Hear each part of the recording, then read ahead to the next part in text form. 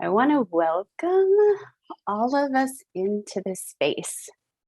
And we talked about we are going to move from the body into sex, but maybe not the way you think of it. So, what we're going to be exploring today is our root. It's our first chakra, our first energy center. Anatomy wise, it's our perineum. It's where our vagina or our penis exists on the human body.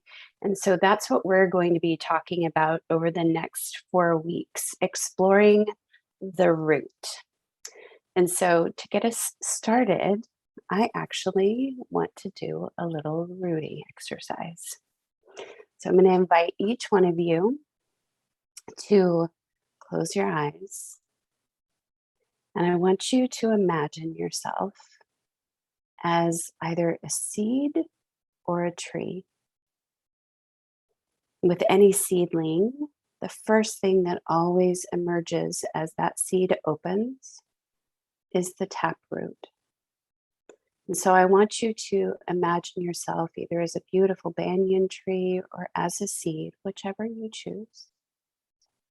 And I want you to imagine that root starting to grow and travel down into the earth.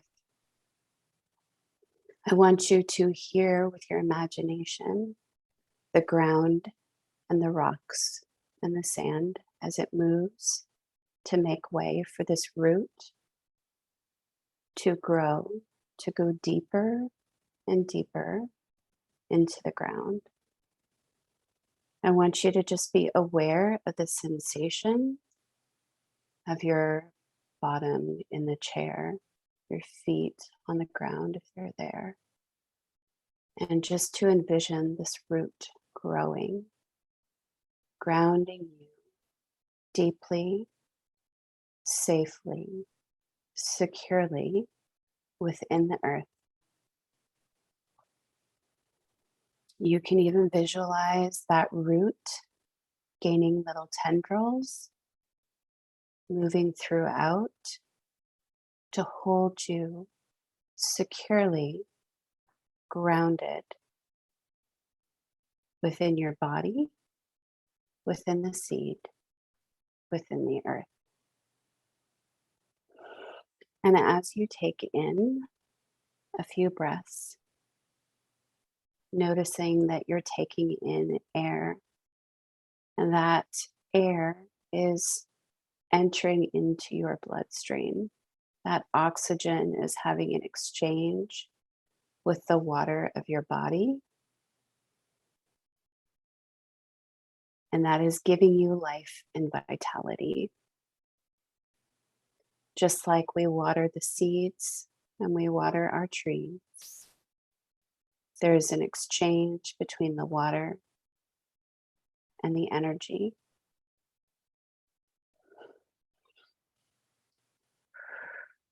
And as we breathe out, we are giving back with that exchange. 2 molecules come in and 3 molecules go out. There is this co-creative exchange that's happening both in our lungs and in our connection to the earth. So within, so without. Just feel nice and grounded and settled into that exchange of energy and oxygen and hydrogen. We are hydroelectric beings comprised of water and electricity. And today we're going to explore where that all begins. So take a nice deep breath. Feel that root holding you firmly and securely. And when you are ready to exhale, you can open your eyes. And let's talk about sex and co-creativity. Let's How are you talk guys about feeling? sex, baby. Let's talk about you and me. Yes. So, welcome, beautiful humans. I was sitting this morning thinking like, as humans, we have thought. We have thought, which is really this thing, because thought is language. We're always languaging within us. We're languaging and communication outside of us, trying to make connections, to be understood, to be heard. And thought and feeling go very much together. Now, thought, language, is our manifest in sound vibration. Emotion or feeling is energy in motion. And every place that we look, that is modeled for us in nature, in space, in the cosmos. And so I want to just touch on a couple of elements and then talk about how we see that.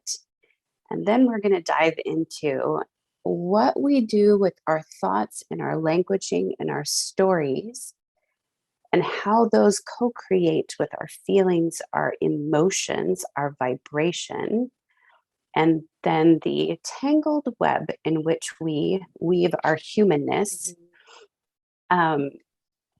So when I talk about the third dimension is us in these physical bodies. It is the earth. Like, earth is very third dimension as we see it and observe it. It is this manifest creation, and we get to witness at a 3D level manifestation and creation. We see that with a seed that's planted in the earth that grows into a tree. All the energy that is needed is in that seed already when it's planted into the earth. And there's this co-creative process that happens. We see it in animals.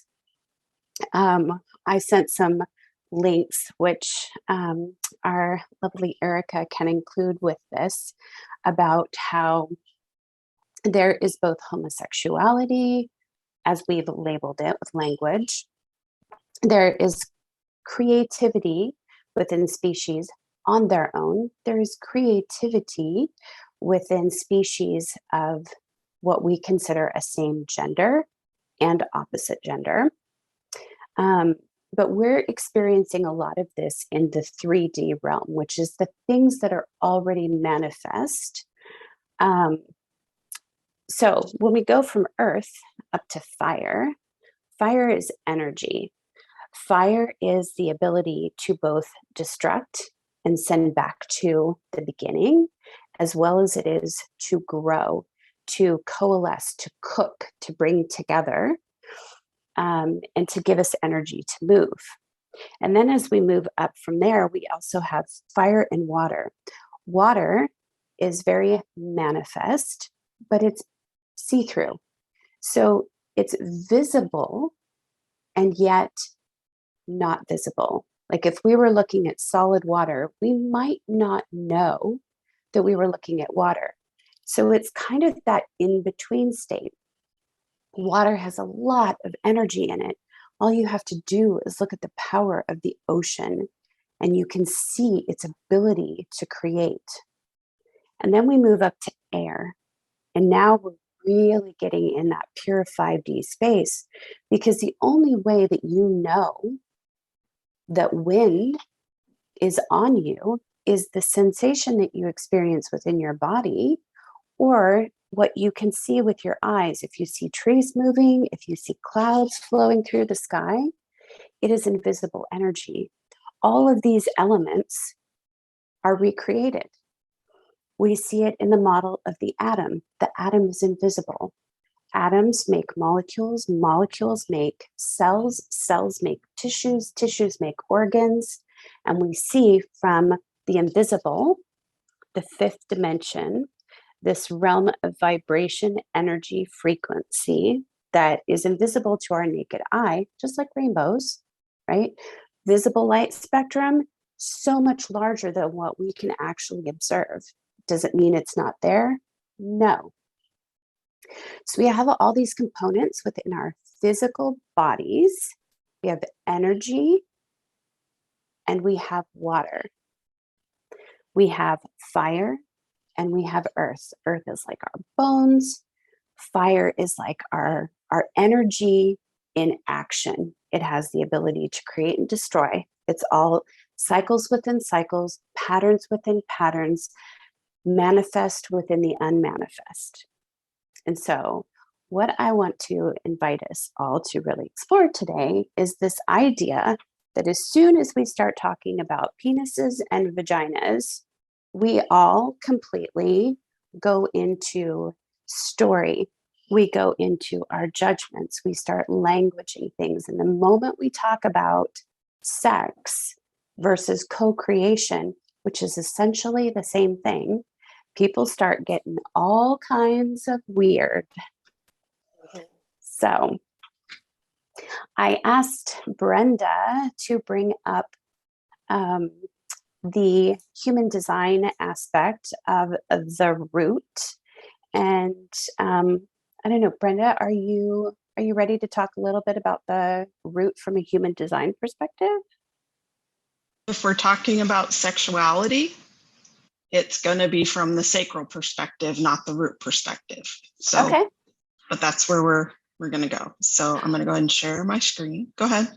That's really curious because that makes me wonder, obviously, so our second center, they are definitely combined. Our first center is the very start. It's the beginning. It's it's where the sperm and the egg meet. It's where the energy of it happens. But then, of course, the second center is where we hold, where we nurture, where the womb is, where creativity has a chance to go from the unmanifest into the manifest. So I'm really curious. That drive.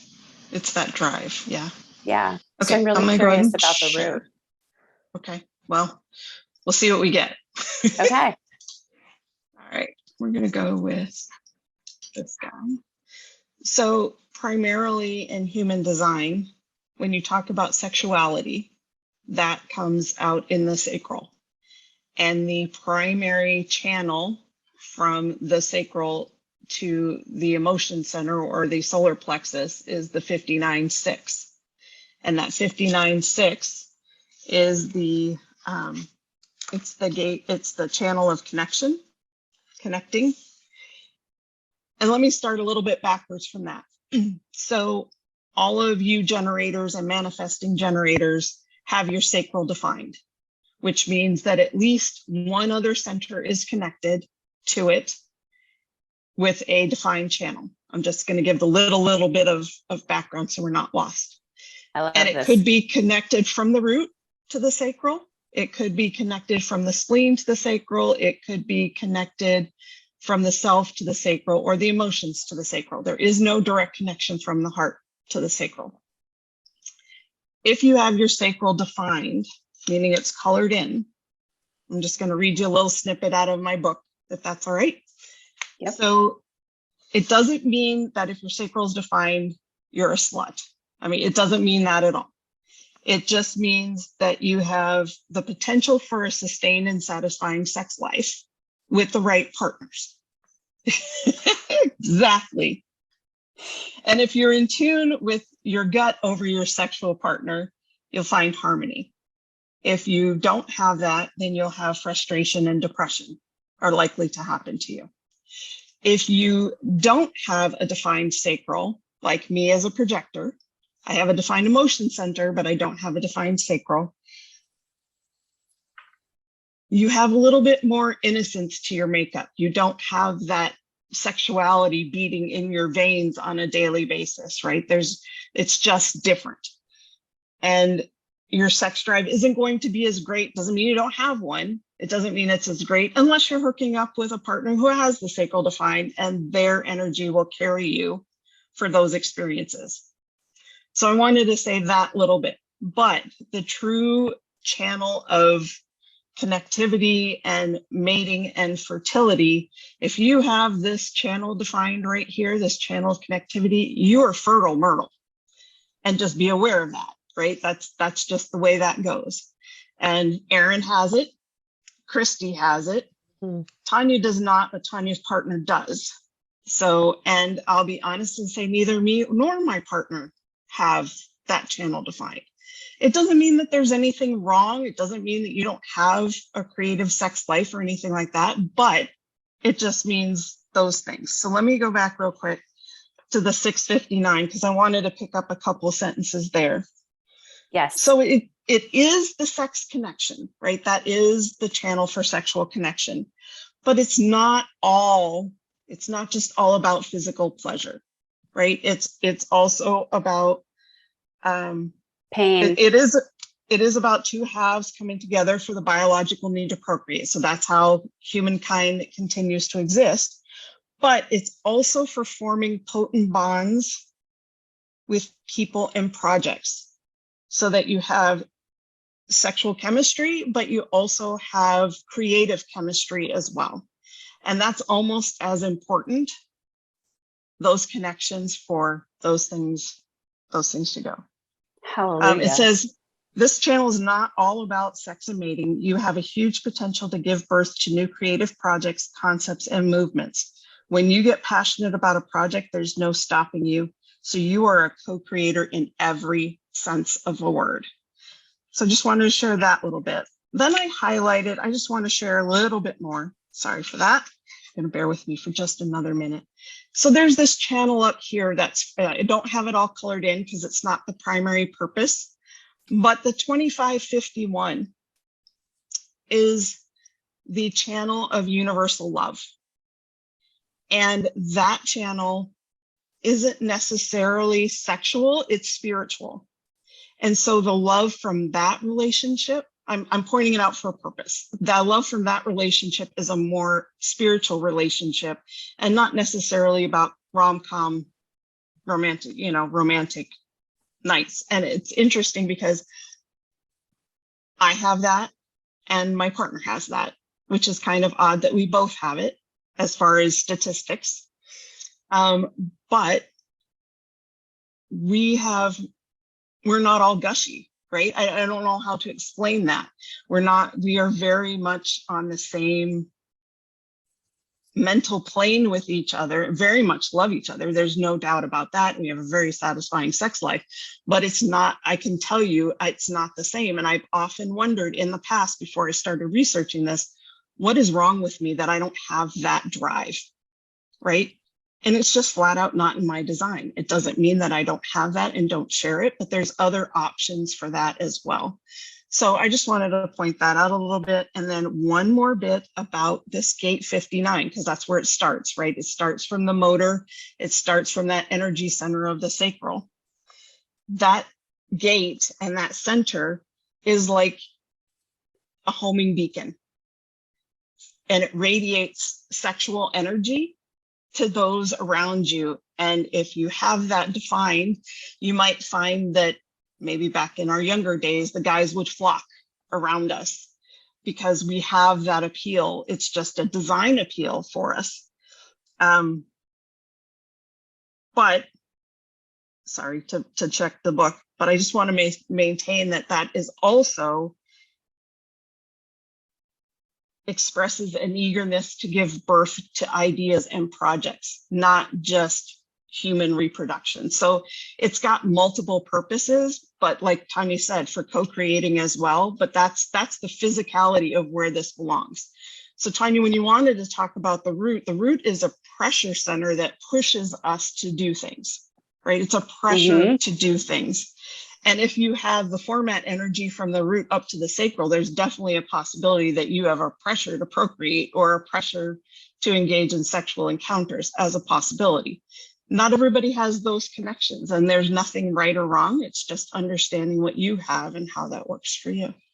So there's my little ditty for you. Thank you. That was so valuable because one of the things that I know about myself, I don't have the 59, but I have the 6.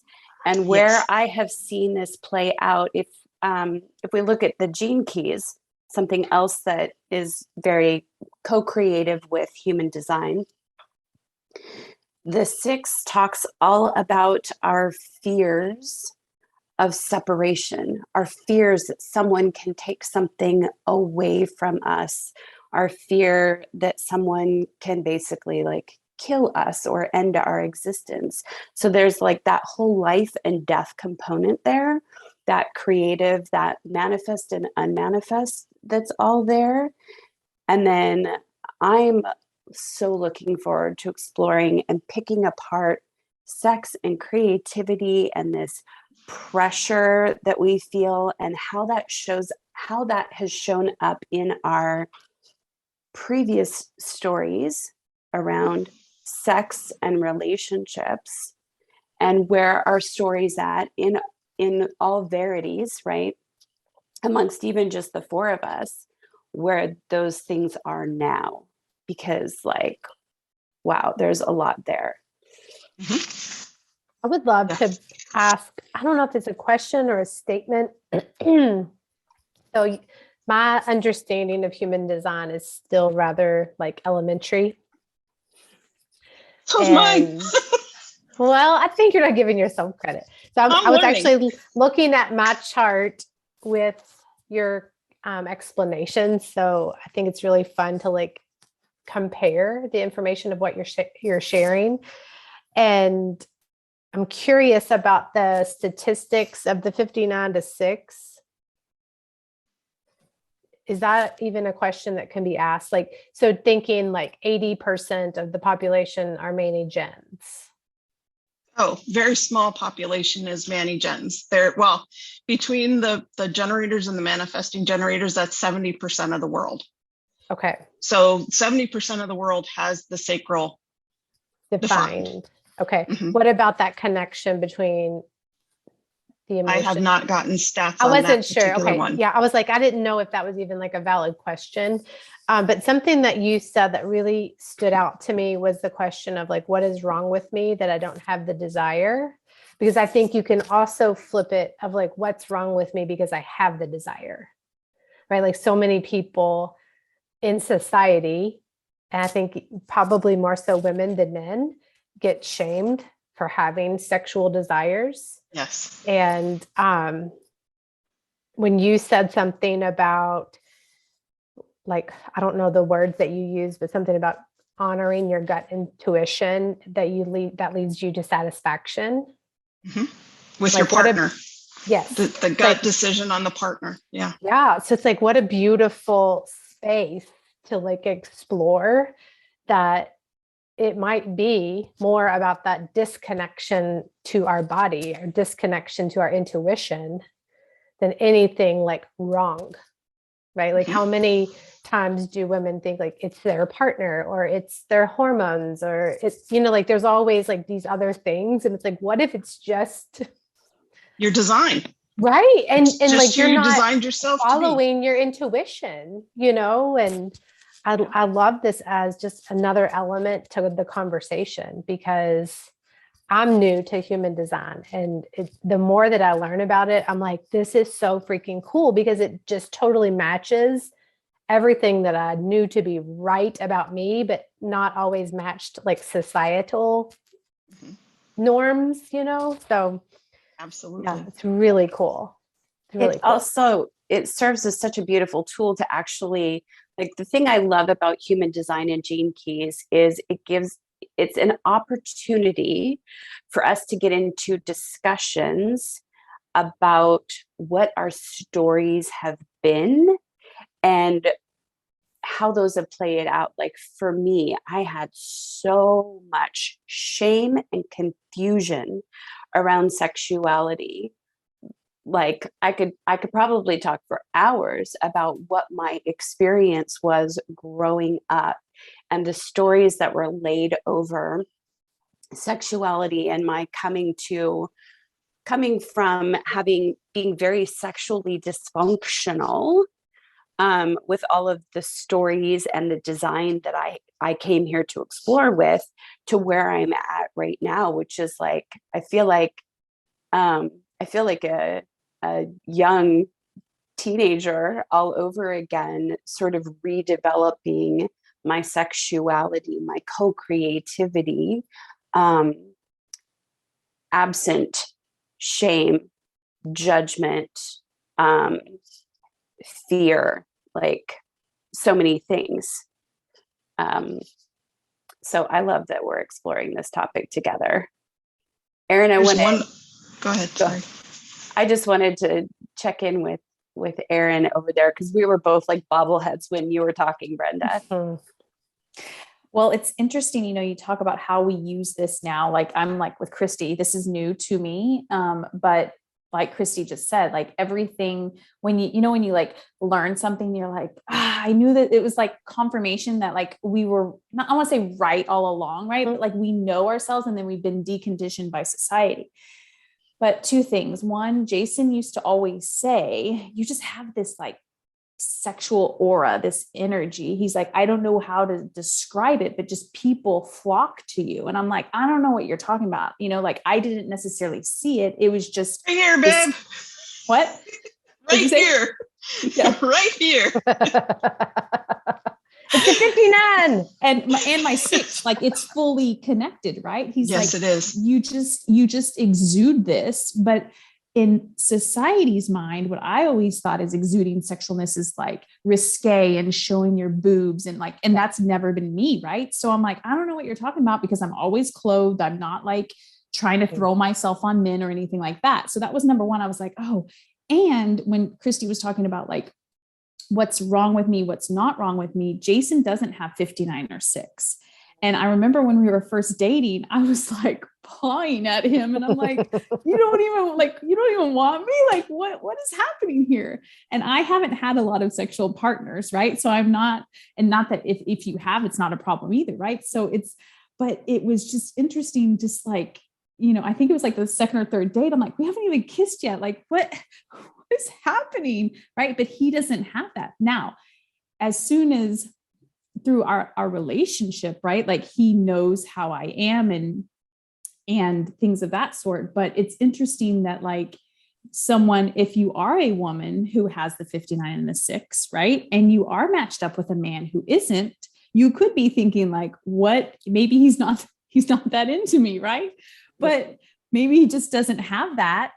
And that is, a possibility why he, may or may not anyways.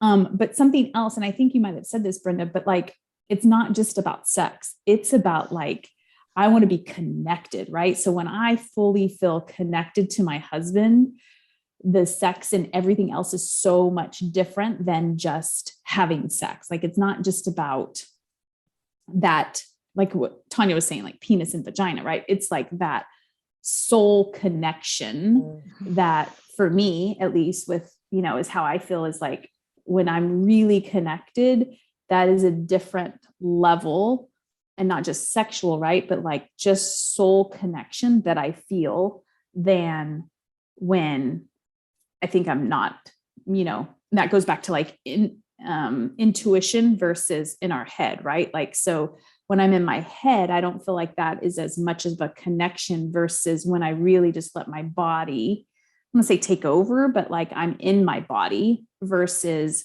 more so thinking about it with my head. Well, it's that relationship with thought and emotion, thought and feeling. What you're experiencing is a very defined energy, right? We all have all the gates within us. We all have all the keys within us. It's just the defined versus the undefined. So with the 59 and the 6, and correct me if I'm wrong, Brenda, but that just means this is a defined channel. It's consistent energy. That's not to say that Jason doesn't have it, because Correct. He has the 59 Yep. and the 6, but it's more of an area for him to explore, to be open with, to play with, to have been conditioned in. Yes. So like I think about, since I have the defined 6, I have that side of it, but not the 59. I think about that defined energy is like when thought and energy line up when our story and our emotion lines up in a pure way, in that intuitive way, like the level of energy that exists is Off the charts. yes, versus and not to say that someone who's undefined can't get to that level of energy, but there's more exploration to be done. Like, I'm very much exploring my 59 right now. You guys have heard the Marco Polos from me. And for everyone listening, we'll just say that that's going to be eventually, when Who University is up and running, that's going to be member content, because we get much more graphic and much more into the discussion, in curiosity, not in judgment. But as somebody who's exploring that 59, that undefined story, our thoughts make a huge difference. My 6 is very defined. And so that has been very consistent, fixed energy of, how do I make connection? How do I make connection without losing myself, without losing, like, this goes back to body. Is my sexuality, because that's the label we've given this co-creativity, is my sexuality mine, or is it somebody else's? Like, that is a big part of the story that I've been exploring. And kind of going back to what we talked about a few episodes ago, right? Like the function of our body, right? Who does our body belong to? And thinking about like representing your own pleasure versus pleasing or doing for others pleasures. Mm-hmm. And again, I think about just so much conditioning for women, just to kind of be a little submissive in the respect of like pleasing your husband or pleasing your partner. Doesn't even have to be a male-female connection. Mm-hmm. Yeah, I'm like, What are you I conditioned just for?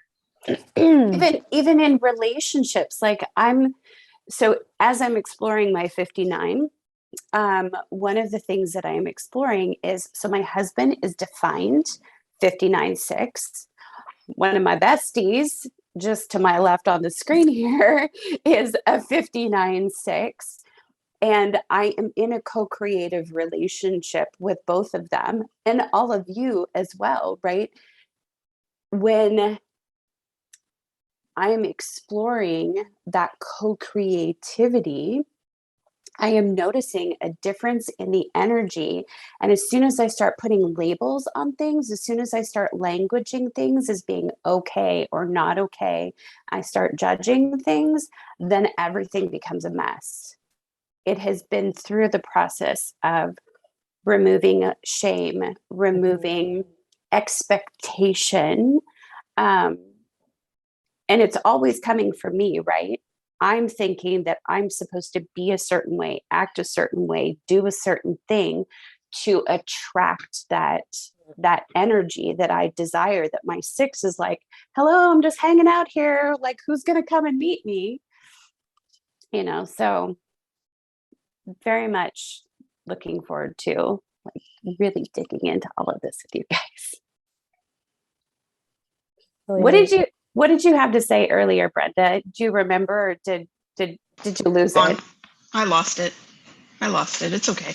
It's like being right on the edge of an orgasm, and then you're like, or an edge of a sneeze, and you're like, oh, damn it. I always think it's like the kids knock on the door. And they're like, done. And us, it's a dog bark or a chicken get too loud or a car going too slow on the street. There's so many interruptions. So many. I love the highlight of the co-creation. Like, that word is really becoming so like valuable to me and like my thoughts and what I'm observing in the world. But I love the highlight that defined sacral to emotion isn't only about sex. Like it's about the creativity inside of you and like thinking about our co-creativeness together. Like it's so cool to kind of witness that it doesn't have to just be like creating humans, right? It's like the birthing of ideas and yeah, it's very cool. It's funny you say that because again, Jason says the same thing. He's like, man, you and your ideas, you are just constantly pumping out. You know, he's like, when you're quiet, I'm like, oh gosh, here she goes, right? Yep. What's going on? But constantly birthing ideas, right? And I don't know if this is the episode to talk about it, but like when we are able to be creative, we have to at first have gotten out of that survival, that fear base, right? And for so much of my life, that's where I lived. So creativity hasn't, I mean, I remember saying this, like, oh, I'm not creative, right? Like, but I didn't have any room for creativity, right? It was always, we've always been there. Steve Chandler wrote a book about, I think he called it just The Creator. And it was just such a great book, just I thought about like creation is so many things. We think it has to be, you know, we have to create a workshop or we have to create this, but like when we change our home, when we create more space, this is creation too. But, you know, when we don't have any room, any bandwidth, you know, because once again, in our head, right, and how we feel in our bodies not safe, there is no room for creativity. And so I don't know if that's ties into this or not, but it I mean, totally I think does. Yeah. It totally does. It's probably one of the leading causes of infertility issues. It is, it's why the whole abstinence approach doesn't work. What would happen if we just taught our kids, if we completely educated them with the mechanics of sex and co-creation? Hey, you got some sperm, she's got an egg. If you put those two together, you know, stuff's going to happen. So just be aware of that. But it's like trying to stop that energy doesn't work a lot of the times. It never really works to try and stop that energy without causing dysfunction, without causing a problem, a physical problem, because everything starts with energy and then it moves into physical. That rooting is that start of the energy. It's where the unmanifest lives. It always starts as energy. That's why Abraham always talks about, there is like the minute you ask for something, it exists in vibration, it exists in energy, and we just need to bring it into the manifest. But we try and stop it, and then that creates problems. It creates the disease in our body. It creates the dysfunction within our body because we're trying to stop the flow of energy. And then you create trauma by calling it wrong. Mm-hmm. Yes. Hallelujah. I was like, I feel like I am like right. I'm like wading in the waters right now with two nearly 15-year-old children and appreciating the discomfort that I experience by saying, hey, you know, it's totally normal for you all to have sexual desires. And like everybody's like, you know, deer in headlights. And this was never an open conversation that I experienced as a child. And so it was really like not clear material, right? Like not welcome. And I don't know that I have like a right and wrong way that to handle this, but my thought is like what you're saying, Tanya, right? Like just education, like it's totally normal to have these desires. And please, let's not be invincible and think that sex can't make a baby, right? Because we know it can. Mm-hmm. And it could just technically have one time, right, to make a baby. But like what a really vulnerable space, because I have some friends that do practice and encourage their teenagers to be abstinent. And anytime there's conversation, because I kind of like poke a little bit, that's what I like to do. I'll make comments like, oh, I wonder if, your son has touched a girl's boobs, just like silly conversation. And on numerous occasions, multiple women would be like, oh, never. And I'm like, oh, wow. Are we also saying like we like also dampen that attractiveness and like the curiosity too? Like, yes, penis and vagina is one thing, but like exploration of the body and connectivity is another thing. And I know that like one usually leads to the next, but dang. And it's like two sides of the same coin when we think that covering up bodies Right. diminishes the attraction, Right. or that we need to expose bodies in order Yes. to create the attraction. Yes. Either one has the opportunity for so much story, like, oh, you're dressing like a slut, Yes. or like Erin's experience saying, I've never been one to wear like exposing type clothes, but yet girls draw it in. Yep. But then with the shame, like, does that story in your head say like it's a bad thing to attract people? Yes. Because that would be my interpretation. If somebody were to say that to me, I would like instinctively want to like hide. Yes. Be like, oh, that means I'm doing something wrong here. Yes. And I don't know, I'm sure it's probably a little parental, right? I think my mom is not as, what do you want to call it? I feel like I'm really open with my body, really open in front of my family, my immediate family with my body. Grayson doesn't know about sex yet, but like, we talk about boobs and butts and all the things. And I didn't grow up like that. And I know my mom was really kind of more, I don't think we really ever talked about sex. I got a book handed to me. No, I don't even think I got that, which is so fascinating because she's a nurse and it's so many thoughts, but, and I don't want to say that it parentally it was, but almost maybe societal, like maybe it was just people that guys because I have my story of always hanging out with guys versus girls. But like, if you're going to present yourself like that, then you need to finish the job, right? Like this whole idea of if you're going to advertise that, then you need to take care of that. And I don't think it was until Danielle at our retreat where she was like, your husband's penis is not your job. It's like, wait, what? Because, how many times we talk about, or how many people say like blue balls, like it's your job. You got me to this point. You need to finish me, right? Because or the way you dress or the way you look or whatever it might be. Right. And so, yeah, I think that I always have been a little, super, if you want to label things with language, right? Like not risque, not wearing V-neck to show my boobs or short shorts, because I never wanted to portray that I was, for lack of a better word, advertising? I don't know. Help me with some language here, ladies. Like, like just like a more conservative approach, Modest. Yeah. Also, okay. Go ahead.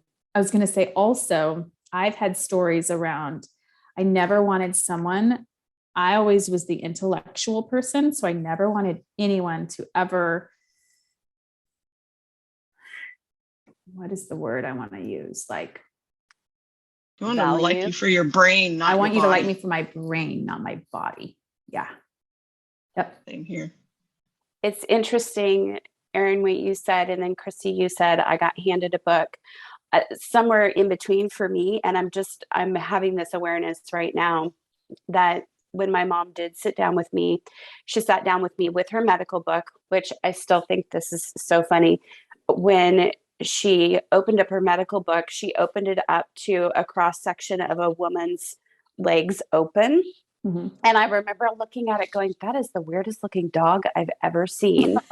Because the way they cut the legs, it looked like ears, and it's like you see what you know, right? Yeah. And so I was like, that's like a one-eyed, You're one-mouthed like, dog. What am I looking at here? it's like the Cyclops? abstract picture, and then you're like, oh, Yes. now I see it. Right? So, it was like there was the anus and the vaginal opening and the clitoris, and I was like, wow, this is weird. Anyway, I remember the one thing that just keeps like ringing through my ears: when a man and a woman love each other very much. And my story has always been about love. So add to that the confusion that I have no Your dad. mom's. I have another mom. Um, and then like, we need to keep this Mhm. quiet. Like, so my coming of age was like figuring out how to diddle my clitoris well before. And, oh, this feels good. And then all the shame that came, and oh, you're doing it wrong because it's supposed to be like someone else when they love you, then this happens. Oh my Or gosh. that thing equals love, Mm. Yes. which is Yes. clearly not true. Which is 100% of the time. Like love comes first, right? It's kind of like what Aaron was saying, like the connection comes first, and then you get to the intimacy, or like the physicality. and I Right, but always it's thought I had to give my opposite. body Yes. to get the love. Every time. Every time. Brenda, what was your experience? The fifth grade movies. Mm. That was the extent of it. It was almost like at home, nothing existed underneath clothes, Mhm. right?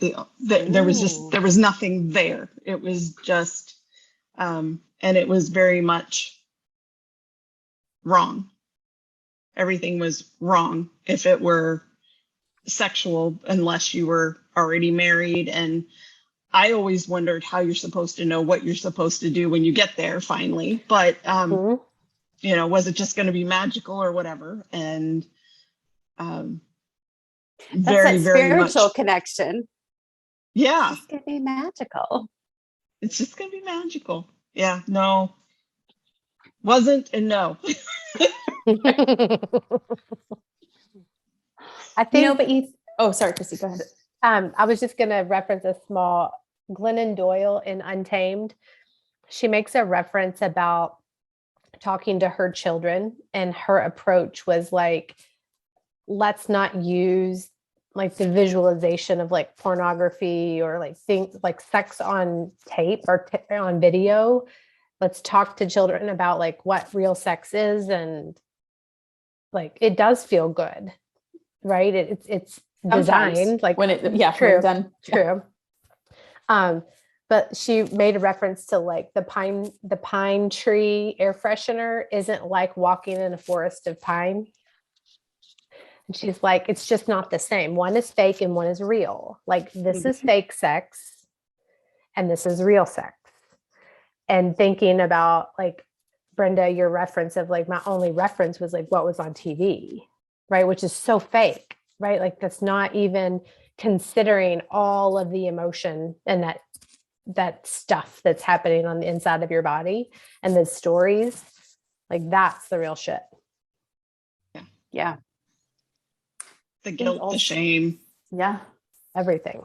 This would be good, maybe a different one, but to talk about, my mom was, I don't know if she's considered ex-Catholic or whatever, but she grew up Catholic, and that was never talked about, right? Like I don't remember us talking about sex. Mm-hmm. And Other than don't.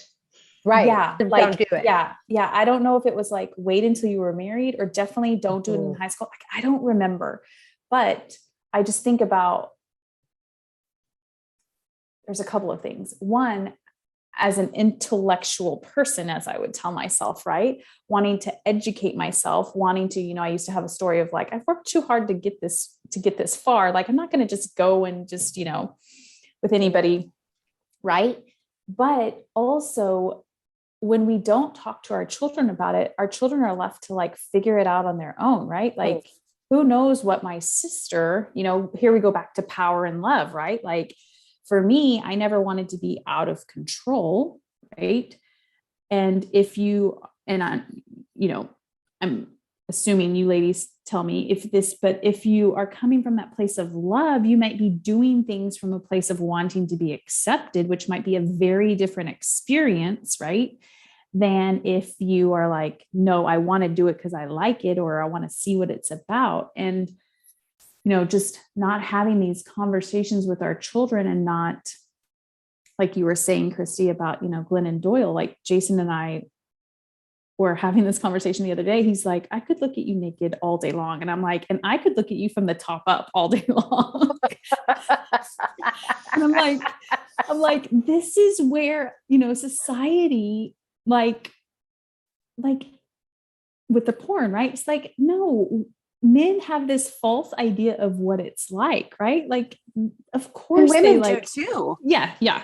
I should say that too. Yeah. You come in and you think like it's a certain way because that's all of the movies that have been made. Right. But that does not feel good. Don't even I was about to that. say, I just watched something the other day and they were having sex on hardwood steps. And I'm like, ow. Yeah. Like whoever, ow, all around. Or sex Not on the sexy. beach.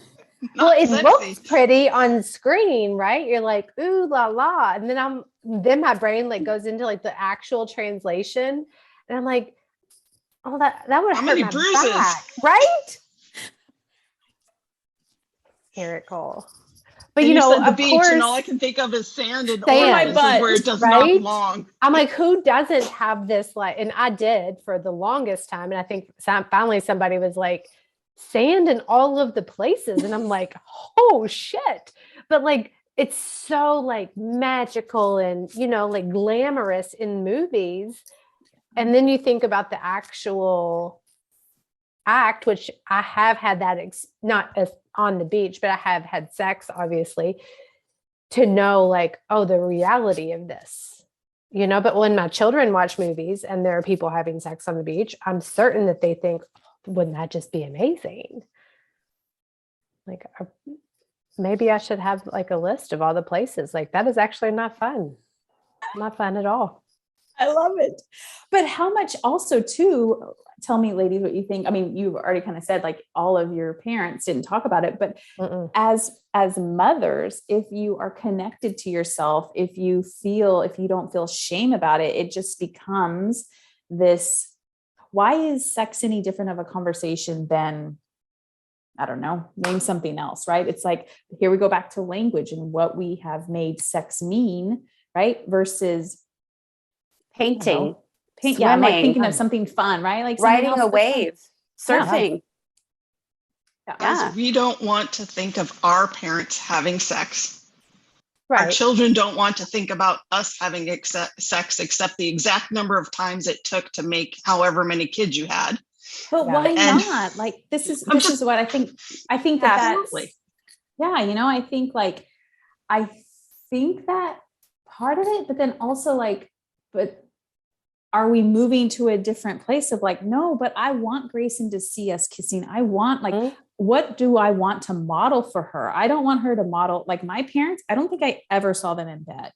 I know that when my dad would come home, I think my dad would try to kiss my mom, and I don't think she was very receptive. Like, there was not that like, oh, my parents love each other, But we don't think twice about blowing our noses in front of our kids. Right. Yeah. Like that's a bodily function, or sneezing, or I mean, there's just so many ways in which we express ourselves. And I'm not necessarily suggesting like, oh, we, have sex in front of our kids kind of thing, but just taking the shame and the trying to put it back into the unseen of things. Like, a couple of gorillas, they don't think twice about, if they're feeling groupy and that's what they want to do. They're not like, oh, we need to go, right. Go find some privacy. Yeah. we've just I made mean, who it. hasn't been to the zoo and seen a monkey self-pleasure? I mean, you have not existed if you have not, you Right? know, like they don't care if kids are watching. Not that I would suggest that, you know, we do this in public, but But it's that, like, we've talked a lot about how you don't jump from fear all the way into freedom, right? Mhm.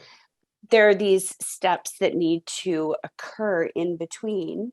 Um, but even just like moving out of fear and shame, and part of that, like Erin, what you were saying earlier, is how do we find that safety?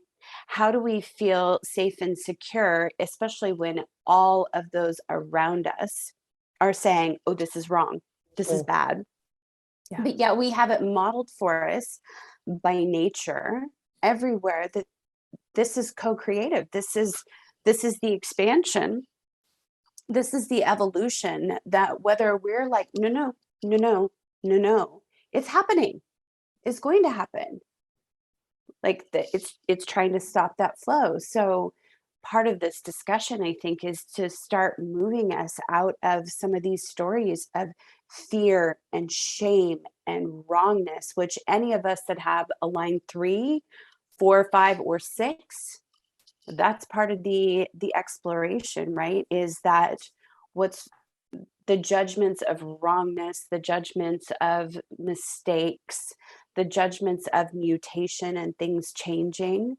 Like, I think that actually, this my belief is that sexuality with humans is at a place of a big evolution. And we only have to look to nature to see that that's true. Nature's been modeling for us sex co-creativity happens in all kinds of different ways. The seed in the earth, nudibranchs being of the same sex, or basically not having a sex to them, like animals that co-create female female to male male, or that co-create completely on their own, right? So it's the humanness aspect, the story, the shame, the fear, the our past karma, like whatever has been handed down to us, because our father's fear is his parents' fear, our mother's fear is her parents' fear, and you know that is how our victimness, how our lack of ownership in our own, we created this. We started out as an energy before we manifest into a physical body. And So I think very specifically, and I may be wrong, but I feel very specifically it's more, I'll say the word uptight because that's the only word I can think of in this country, the United States, than most other places in the world. Because there are other places in the world where it's perfectly fine to walk around half naked. Mhm. And that's normal, right? But for us, it's like, this has to be covered, this has to be covered. And we even make rules in schools, you must have your, shorts down to your fingertips, or, different things to try to squash any form of attractiveness. Yeah. You Or know, I mean, expression, people, right? or Just expression. Yeah. mm-hmm. Whether or not it's advertising or judged to be advertising, it's still squashed. And I think us choosing this point in time, in this location, in this, I think it all mixes up of why we were all at different levels of, I'm just going to say, all different levels of dysfunction of what the natural flow of the body should be and can be. But we have all this shit, all this shit that's piled Yeah. upon us, either from religion or parental or societal, or, life isn't TV, Yeah. all those different things. And I don't know, it fascinates me and frustrates me at the same time. It shouldn't be this way, but it is. And we're working to break out of that by, at least even with this, just trying to normalize some conversations about it, that it's not forbidden. It's not, Yes. it's not porn either. I mean, we're not going that direction, but yeah, that's fine.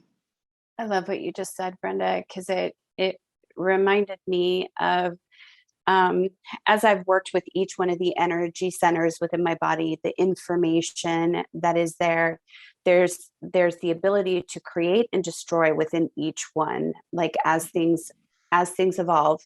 And I was just laughing at the idea that, you brought up a very good awareness about sexuality being in the sacral. And I'm like, of course it is, because that's also where the shit gets created, right? That's where our intestines are processing things. Like creation and the breakdown or the decomposting occur in the same area, which that came to mind off of something that I was thinking about over the last couple of days. I was thinking about, I've been focusing on pleasure in my 59 and like what is pleasurable in my life. And it's not always directed around sex. Like when we get, when we're in our Marco Polos or we're sharing ideas, like that feels very pleasurable to me as we're all being very creative and stuff. And I was thinking about the breast, like the ability to feed.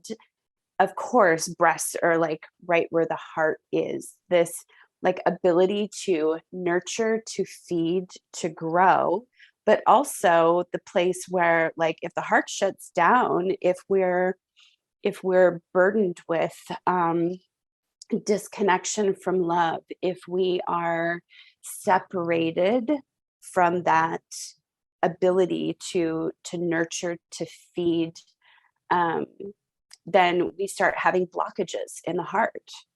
We start having plaque build up in the veins when we are basically like stopping that flow.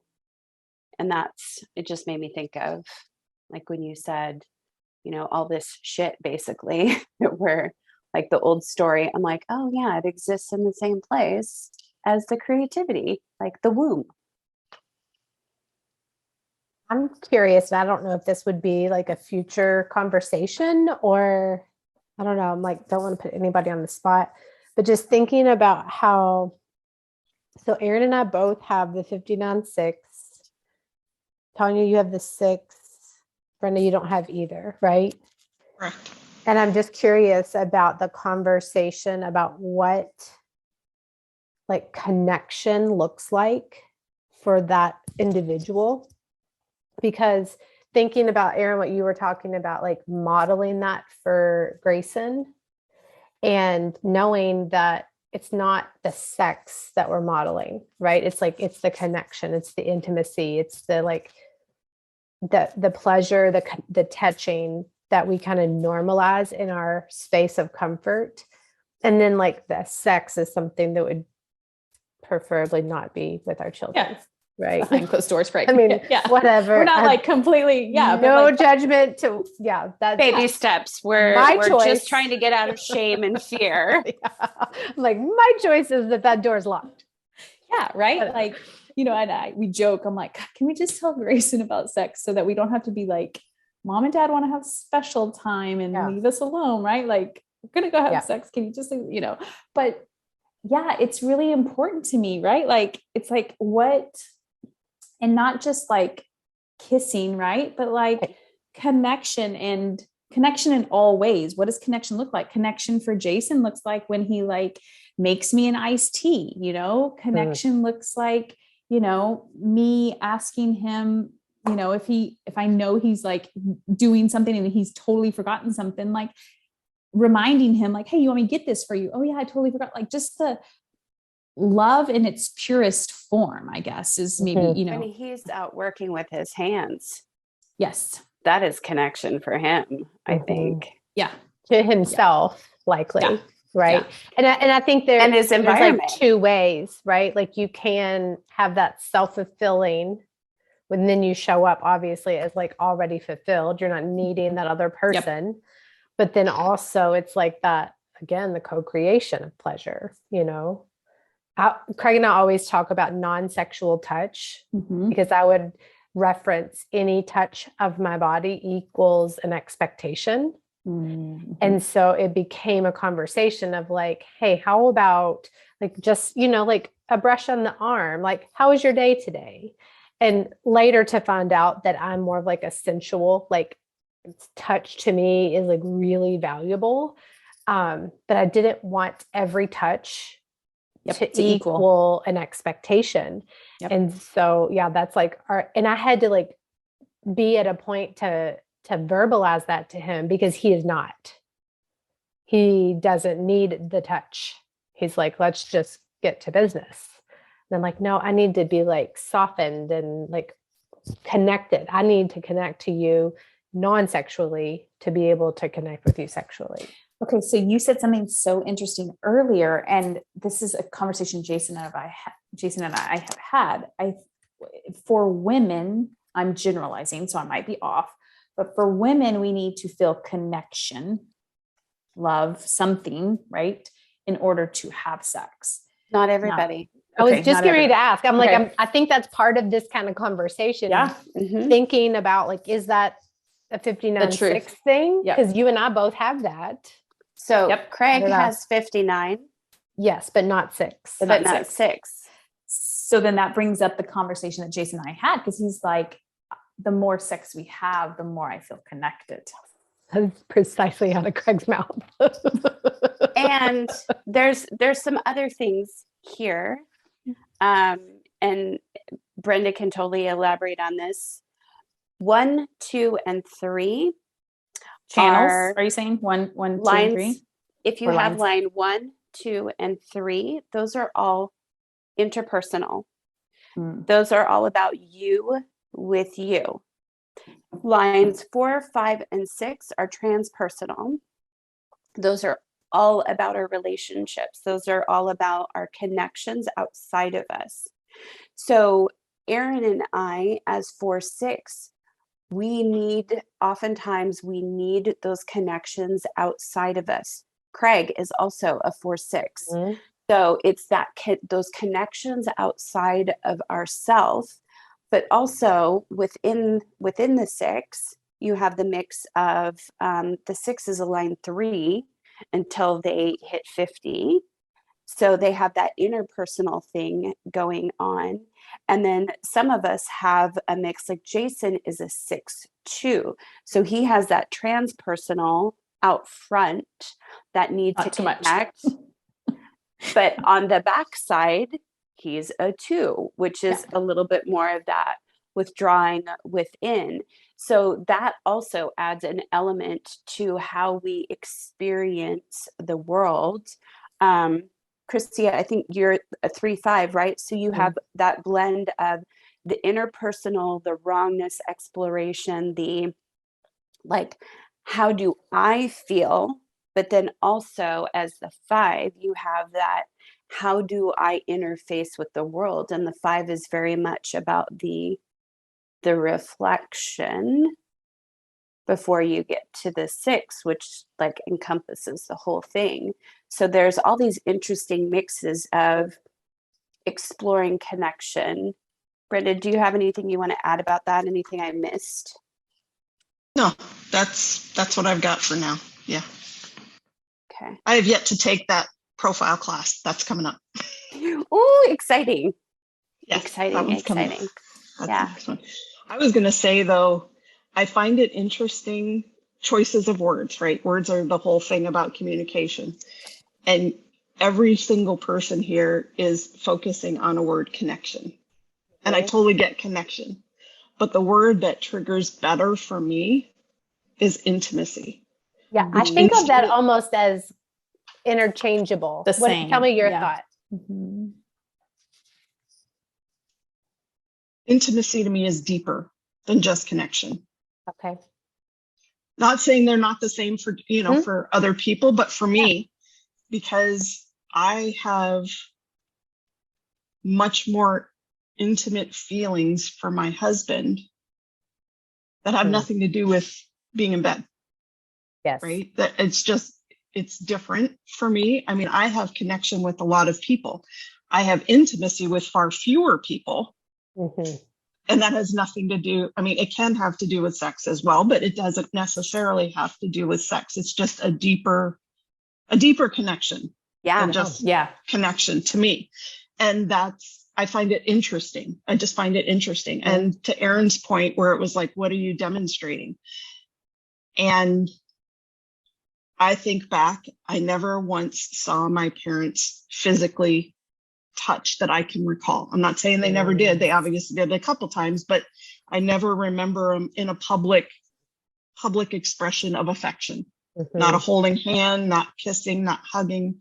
And so there was none of that to us either, right? That just wasn't the way they operated. Mm-hmm. And so for our children, the thing I wanted to model for them was never doubt that you're loved.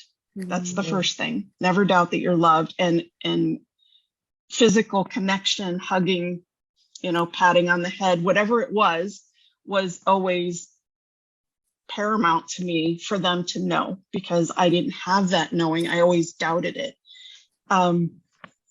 But also, in addition to that, we've never had sex in front of them, but we have never held back on our physical feelings for each other. But yes, we did do mom and dad are going to go take a nap. We did do that. All the code words, right? All the code words. All the code words, and the door was locked. We don't mm-hmm. go that game. But just I don't think there was ever a surprise to our children that sex probably happens, right? Mm-hmm. Because we are always very affectionate in front of them.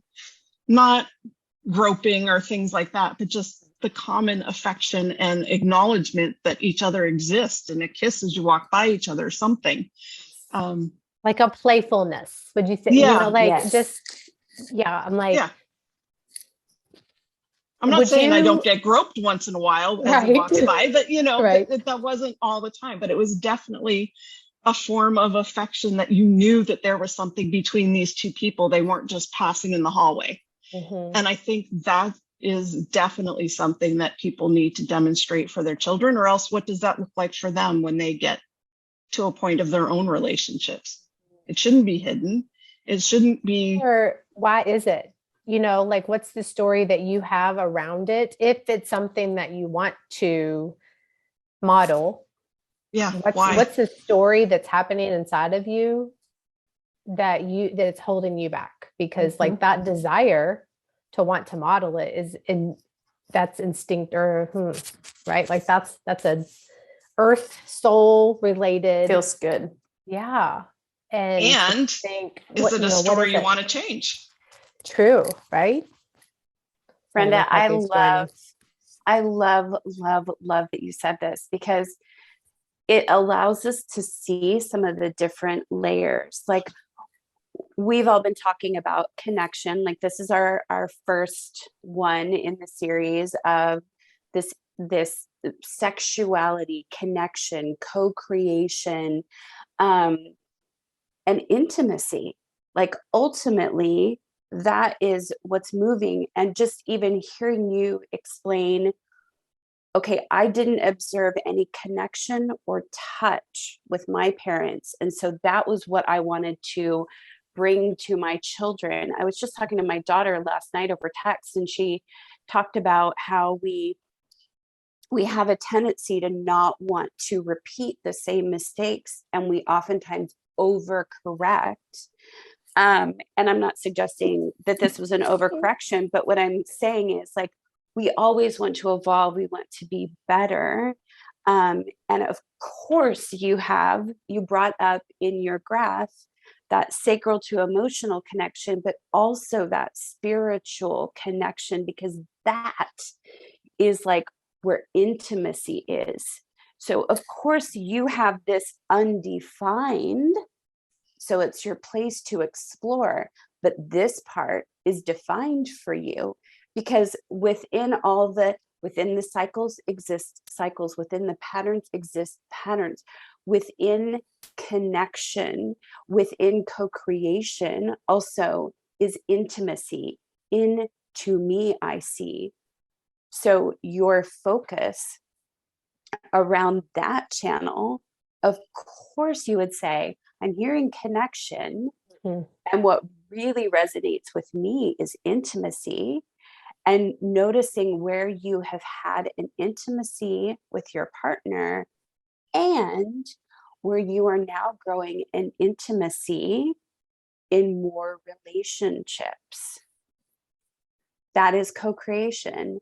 That is, if we're going to label things, if we're going to language things, that is a type of sex. Mhm. There, it took me a while to be able to uncouple intimacy from sex in order to reconfigure them and reunite them in a way that wasn't shameful. Like when we are all in our Marco Polos or our WhatsApp going back and forth with each other, it's pleasurable, it's creative, it's like we're having sex, we're having a little like creative orgy. And so like just being able to see the intimacy that's getting created, I just love all the layers. So thank you for saying And that. for me, intimacy and sex are two different things. Mm. Intimacy can be a part of sex, but intimacy has nothing to do with sex for me. Yes. Which is, I'm just differently designed that way. Yeah. And that's okay. But I'm learning about everybody else, and that's like fascinating to me too. Mm-hmm. And I don't feel wrong or weird. It's Mhm. just different. And sometimes why I can't relate the same way, because that's not my experience. And Yeah. vice versa, right? Like I'm over here like language, like all Yeah. the words. I'm like vulnerability, like tell me what I want to like unpack all of this, Brenda, and just be like, tell me more about what you think about intimacy, because I think about, like, of course my brain goes straight to sex, but then I think about, okay, non-sex intimacy is like really vulnerable conversations. I think of Utah, right? Like that's what I kept Yes. saying when all four of us, we went to Utah with some other women, and like Tanya, Brenda, I'm so glad you said intimacy, because like connection is like, but intimacy is like, you see my soul. Like I am Raw. open, Yep. raw and vulnerable. And like, I'm putting it all out on the table. And like, that's, gives me chills. Like, that's what I want. Right. Like we can, and this is what Jason and I talk about. We can have sex with anybody, but this is what he always says. He's like, but with you, it's just you. And the intimacy that I have, I don't know if he uses those words, right? But that's what I get to experience with you. And I know that they are separate, but like that intimacy of that real openness, soul bearing, laying all of my cards out on the table kind of thing. And I'll even go back to Utah as the experience, right? We all had a connection in Utah. Yeah. But that doesn't mean, I'll be honest and say, I didn't let you all in Right. at that time to be intimate with me, to get to know me as who I am inside. I mean, you got to know the facade of Brenda that I let you see, and I was open about things, but you've learned a lot more about me since then than actually that experience. So to me, connection is, yes, we had a connection. There's going to be a relationship, right? That's a one level of thing. And I have connections with lots of people. Yeah. But there's not very many that, and for me, it's a conscious decision. I don't know how else to say that. It's a conscious decision to allow the intimacy to evolve. And there are certain people I can do that with and feel safe and comfortable with, but being that vulnerable to allow you in for that intimacy of a relationship, that's, I don't know, Christy, if that answers I think what you're looking for. It just seems so opposite to me. Like I find that my story, my pattern, I don't know the word there, but like, I think I'm the opposite, where I jump into intimate connections with people and then learn that like, back up, And then you back backpedal. up. Yeah. Yeah. And so I'm noticing my humanness and going, oh, I like Brenda's approach. That just makes more sense. Like, don't jump in bed with people, right? Like, just get to know them and have coffee first. And But that's just, your design versus I was about my to design, say, right? I think it's just me appreciating that that's the way that I am wired, and to be aware, like be a little more cautious about, I'm not jumping in bed with people, but And I have no issue if people, open themselves to me, but I don't know that I'm with everybody going to do the same back. Yeah. At least certainly not up front, right? No. Ladies, this has been like the hour just completely. I know. I was just like, what happened to our time? So I actually want to end our session by inviting Brenda. I would, and if you guys don't agree, please, of course, feel free to express your displeasure. But I would like to invite our next session to dig into intimacy and connection and vulnerability, because that has a very co-creative, and we want to label it as like a sexual component, but I think this is all part of exploring sexuality and co-creativity. So I would love if our next one, you could lead it with exploring vulnerability, intimacy, if you're down for that. Yep, I'm good for that. Awesome. Fun. Good for you, Erin? Yeah. Okay. Thank you, everybody, for joining us today. And until next time, bye.